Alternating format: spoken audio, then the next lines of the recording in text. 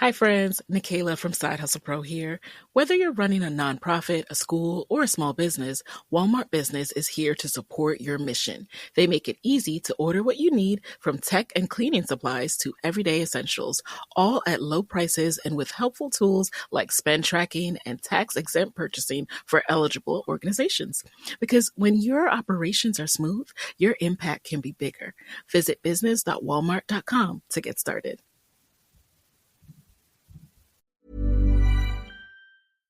Oh, hot, hot, hot, hot! Hot, hot, hot, hot, hot, hot!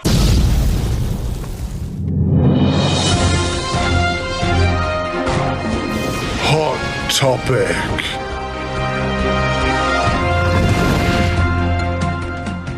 Hello and welcome to the Neuro Spicy News. Hot topic.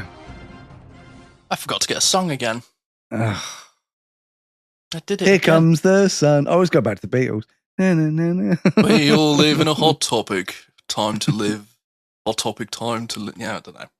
Sorry, my brain's just not worked this past week. It is a new year, a new hot topic, and we are as neurodivergent as we ever are. New Year, same old me.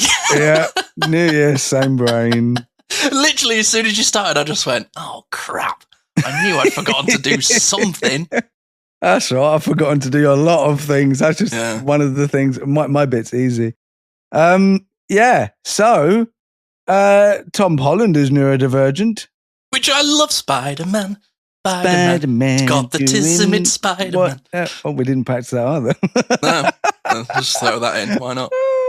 Anyone listening's like, these guys are unhinged. And the answer to that is yes. Yes, we are. We're not unmedicated. It's just not kicked in. It's just not enough. I need all the methylphenidate.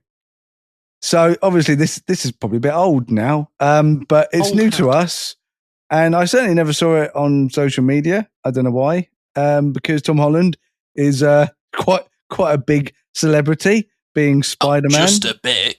Yeah, Blimey, he's one of the most famous people in the world. Big fan. Absolutely love Tom Holland. I think he's such a sweet kid.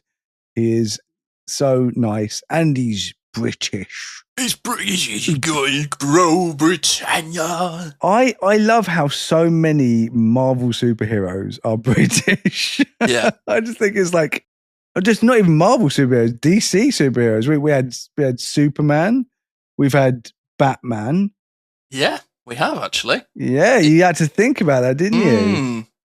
Yeah, Christian Bale. A lot Bale of people is forget British. he's English. Like he's literally he's Welsh. How dare you say he's Welsh? I said British. You said English.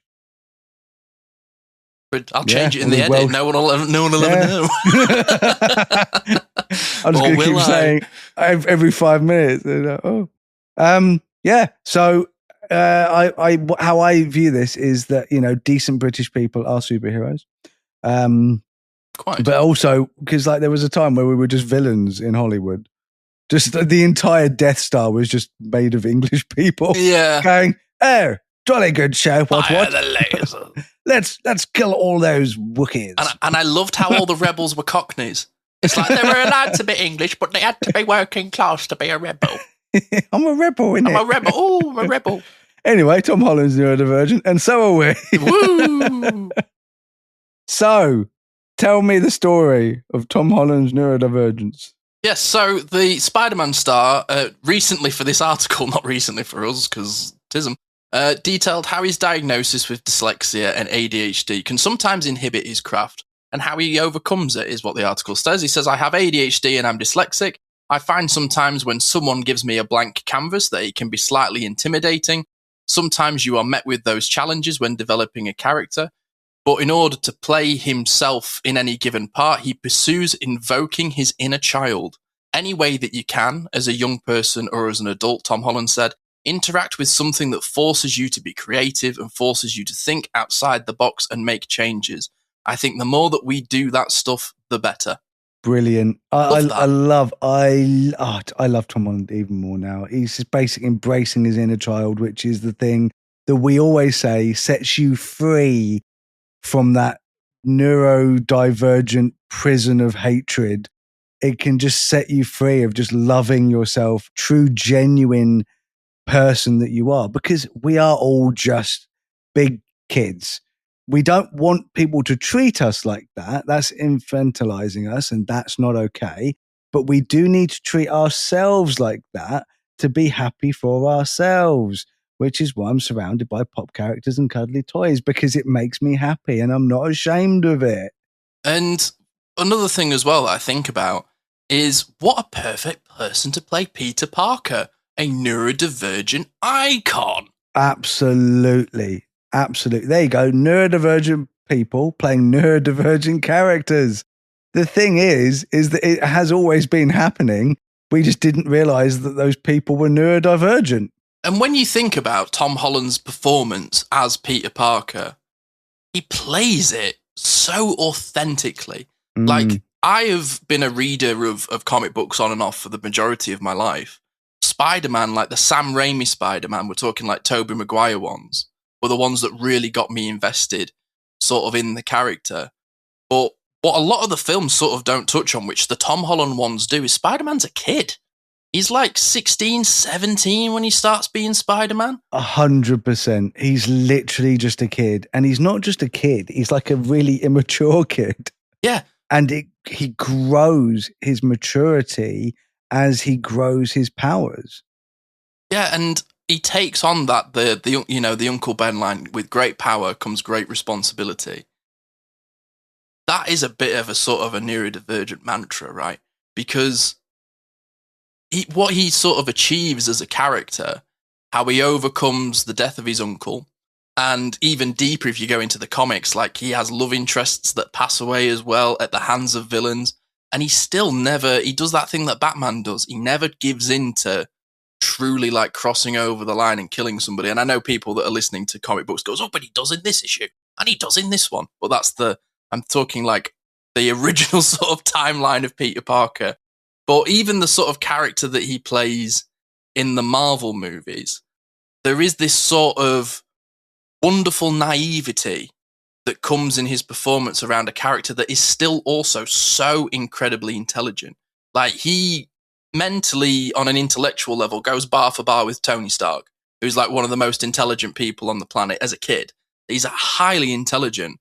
But then how he performs the sort of love relationship that he has with Zendaya's MJ character is beautifully neurodivergent. Oh yeah, she is definitely neurodivergent coded as a character. Like, she's so dark and kooky. That's the word I was looking for. But I do find this a lot with so many characters, and another one that I would say is just like so neurodivergent is Wednesday. You know, from the Addams Family, Wednesday. I mean, I liked the first season, didn't really like the second season. Yeah, I was the same. I didn't connect with it like I did the first one. It wasn't that great, but I love the characters in it, and her blonde friend being super ADHD and her being super autistic, and it's just like this like yin and yang of neurodivergence. And I'm like, I swear my entire brain is Wednesday one moment and her friend the next. It's just all over the place.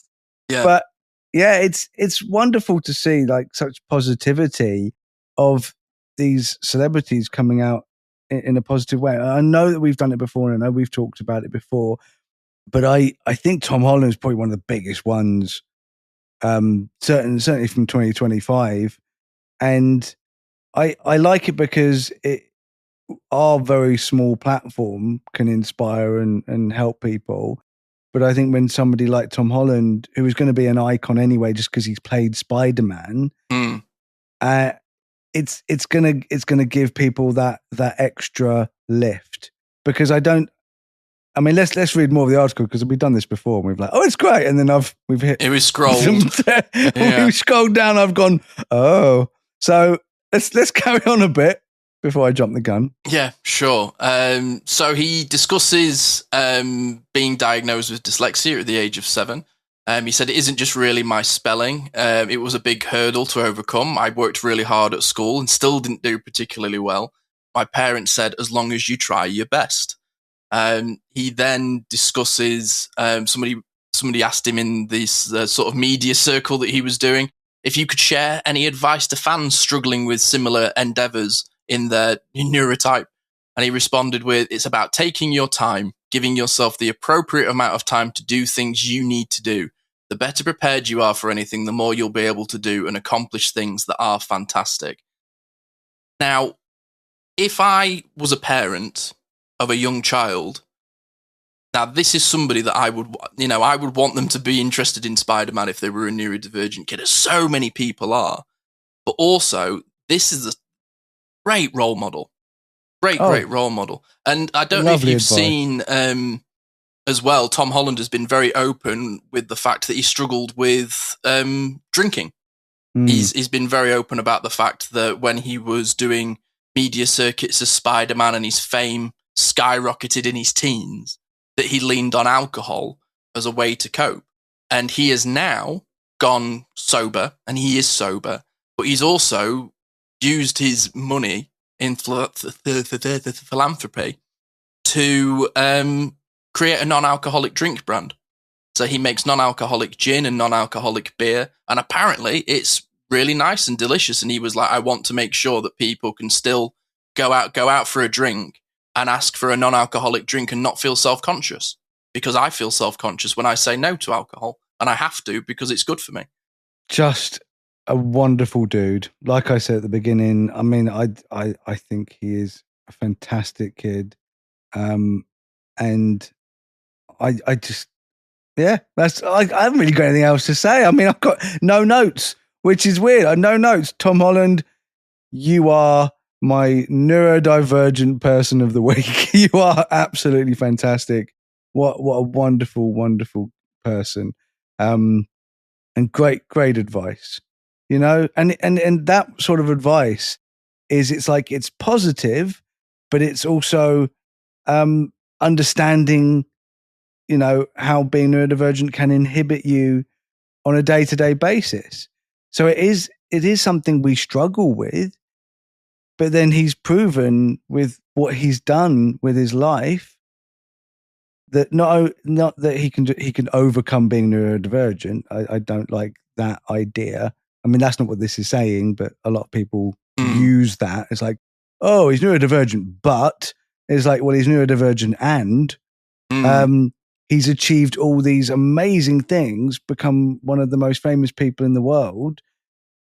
And he's understanding the positive sides of his neurodivergence and then explaining how he got over the negative sides of it. And I think that's what we need. We need that balance all the time. And he's also going to be in two of my most, like, you know, I make a list of movies that I look forward to each year, and he's probably in two of the top three, in that he's in, obviously, the new Spider-Man film, which comes out in the summer, and then 2 weeks later, he's in The Odyssey, Christopher Nolan's new film. Which, that looks so good. Looks incredible. We should hang out for that. We should meet up. I desperately want to go and see it in IMAX as well. So I'll come to you because I like Liverpool more than anyone likes London. Yeah. So it'll be another excuse for me to come up and definitely do some more Beatles things. Yeah, for sure. No, there's the other one. I'll take you to the Cavern Club this time. Yeah, I like the fact that we're just organising our plans while doing the podcast. Yeah, it's and fine. Now everyone knows what we do. We hang out and do Beatles stuff. Do quite more than people would think. But yeah, no, it's wonderful to know that, like, one of the most famous people in the world is one of us, and he's kind of like, yeah, and look at what I've done. I love that. I really love that, and I hope that 2026 brings more people out of the woodwork that are awesome and cool and have the tism. I want to talk about it in a positive way, not too positive, obviously. Yeah. Well, this has been a short hot topic. Sorry to everyone who wants to hear more of my sultry tones. Think that might be a word, but that's why we're out of spoons. It's been a long one, and we are recording this at the end of 2025, and it kind of feels we're in those like, ghost years, aren't the like the ghost days of Christmas, New Year's, sort of like what day is it, what time is it? So my head is literally just a fog. And I know that Scotty's is the same. Oh, God, yeah. We love you. We wish you all the best for the new year. And hopefully then the next episode, we will have slightly clearer minds. But we're going to call it a day now. And hooray for Spider-Man. Spider-Man, Spider-Man. And just to add as well, before we go, there may not be an episode next week because brains don't work and we might need a week off. Yes. No, we are having a week off. I forgot about that. Yeah. I just thought I'd throw it in at the end because I also forgot about it as well. Everyone listening is like, this is the most real they've ever been. Brain, just like, no worky work. We are so tired. Yeah, we're knick-knacked, aren't we? We are tired. Yeah. We're not doing an episode next week. It will be a rerun. Sorry about that. But please listen anyway, because you never know. You might not have heard it. Plus, it really does help our numbers. So at the very least, if you could do us a massive favor and just download it, even if you're not going to listen to it, it really does help boost it and then helps it those episodes reach a bigger audience and gets those helpful words that we just about spout out into the ether. So we'd really, really appreciate if you could do that. Yeah, and if you've not already, please subscribe to us if this is your first time listening to us, and sorry that it's been this episode that was the first one you listened to. And if you haven't rated the show as well, it does really help. And if there's anybody that you think would really benefit from hearing any of these conversations that we've discussed over the past nearly 2 years, please share it with them. It's what it's all about. Brain no worky. Spider-Man, Spider-Man does whatever the Spider can. Ooh. I thought it was a spider pig. I like that one. Nightly bye. Here comes Spider-Man. Thanks for tuning in to the Neurodivergent Experience. We hope today's episode sparked something for you, whether it's a new idea, a bit of validation, or just a moment of connection. Remember, new episodes are every week, so be sure to join us for the next one for more conversations and insights into the neurodivergent experience. If you've enjoyed this podcast, help us grow. You can do that by rating and reviewing this show. Your support makes a huge difference in helping us reach more people who could benefit from these conversations. You can connect with us on social media. Find us on Instagram, Facebook, TikTok. Just search for the Neurodivergent Experience. Thank you again for listening, and until next time, take care of yourself. You're not alone in this journey.